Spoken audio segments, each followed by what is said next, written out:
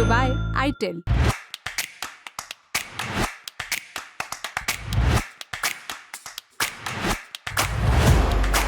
नमस्ते, मेरा नाम है सरवत और आप देख रहे हैं दी ललन टॉप का डेली फाइनेंशियल बुलेटिन खर्चा पानी। अमेरिका में सिख अलगाववादी नेता गुरपतवंत सिंह पन्नू की हत्या की साजिश को लेकर एक भारतीय नागरिक की कथित भूमिका सामने आई है। इसे लेकर दोनों देशों के बीच तनाव काफी समय से बढ़ा हुआ है। अब अमेरिका ने भारत की 19 कंपनियों और 2 भारतीय नागरिकों पर बैन लगा दिया है। अमेरिका की तरफ से जारी लिस्ट में सिर्फ भारत इकलौता देश नहीं है, बल्कि इसमें कई देशों की करीब 400 कंपनियां और लोगों को शामिल किया गया है।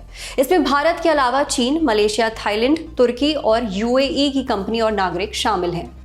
अमेरिकी सरकार की तरफ से जारी सरकारी प्रेस रिलीज में ये जानकारी दी गई है। अब आपको बताते हैं कि वो कौन सी कंपनियां और लोग हैं जिन पर अमेरिकी सरकार ने कार्रवाई की है।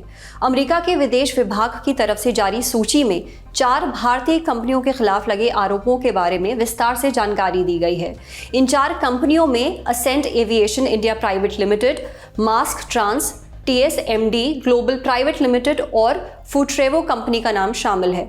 बिजनेस टुडे में छपी एक रिपोर्ट बताती है कि अमेरिका विदेश विभाग ने भारत की Ascent Aviation India Private Limited को बैन कर दिया है। ये दिल्ली की कंपनी है। इस कंपनी के डायरेक्टर विवेक कुमार मिश्रा और सुधीर कुमार को भी बैन कर दिया गया है। अमेरिका के विदेश विभाग के मुताबिक भारत की असेंट एविएशन कंपनी ने पिछले साल से लेकर मार्च 2024 के बीच रूस की कंपनियों को 700 से अधिक शिपमेंट भेजे थे। इन शिपमेंट में 1,68,00,000 से ज्यादा कीमत के कॉमन हाई प्रायोरिटी लिस्ट यानी कि CHPL आइटम शामिल थे। इनमें अमेरिका में बने एयरक्राफ्ट उपकरण शामिल हैं। विवेक कुमार मिश्रा एक भारतीय नागरिक हैं और असेंट एविएशन के को डायरेक्टर हैं। इनकी असेंट एविएशन में हिस्सेदारी है, जबकि सुधीर कुमार भी भारत के रहने वाले हैं और वो भी असेंट एविएशन के को डायरेक्टर हैं और शेयर धारक हैं। एक और भारतीय कंपनी जिसे अमेरिका ने बैन किया है उसका नाम मास्क ट्रांस है। इस कंपनी पर आरोप है कि इसने जून 2023 से अप्रैल 2024 के बीच करीब 2.5 करोड़ रुपए की कीमत की वो चीजें रूस भेजी जिनका इस्तेमाल रूस ने अपनी आर्मी के जहाजों से जुड़े कामों में किया। इसके अलावा भारत की एक और company TSMD Global Private limited पर आरोप है कि उसने 3 करोड़ 60 लाख रुपए से अधिक का सामान रूसी कंपनियों को दिया। इसमें electronic integrated circuit, central processing unit और दूसरे फिक्स कैपेसिटर शामिल थे। इस लिस्ट में शामिल फूट्रोवो कंपनी पर आरोप है कि उसने पिछले साल जनवरी से फरवरी 2024 के बीच करीब 12 करोड़ रुपए के इलेक्ट्रॉनिक आइटम्स रूस को भेजे। ये सामान एक ऐसी कंपनी को देने का आरोप है जो ड्रोन भी बनाती है। इन कंपनियों के अलावा आपको अमेरिका द्वारा बैन भारत की दूसरी कंपनियों की पूरी लिस्ट दिखाते हैं।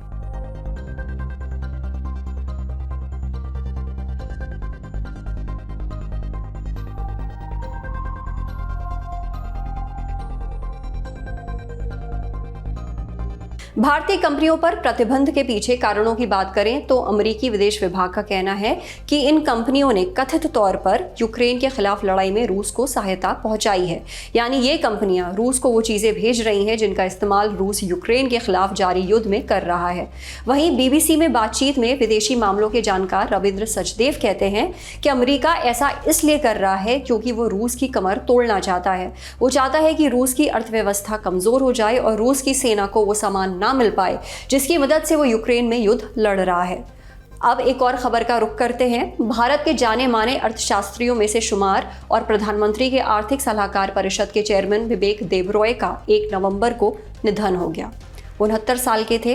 वैसे तो पद्मश्री पुरस्कार से सम्मानित देबरॉय ने नीति आयोग के सदस्य सहित कई प्रमुख पदों पर काम किया, लेकिन साल 2017 में उन्होंने तब सबका ध्यान खींचा और सुर्खियां बटोरी जब उन्होंने किसानों से टैक्स वसूलने का प्रस्ताव रखा। उन्होंने एक सीमा से ज्यादा खेती से होने वाले इनकम पर टैक्स लगाने का प्रस्ताव रखा था। उनके इस प्रस्ताव के बाद तत्कालीन वित्त मंत्री स्वर्गीय अरुण जेटली को सफाई देनी पड़ी थी कि मोदी सरकार की खेती से होने वाली कमाई पर टैक्स लगाने की कोई योजना नहीं है। आपको बता दें कि पिछले साल 14 अगस्त को मिंट अखबार में विवेक देबरॉय का एक लेख छपा जिसमें उन्होंने भारत के लिए एक नए संविधान की वकालत की थी। देबरॉय की दलील थी कि हमारा मौजूदा संविधान काफी हद तक साल 1935 के भारत सरकार अधिनियम पर आधारित है। ऐसे में विचार किया जाना चाहिए कि साल 2047 के भारत के लिए कैसे संविधान की जरूरत होगी। देबरॉय के इस लेख पर काफी बवाल मचा था।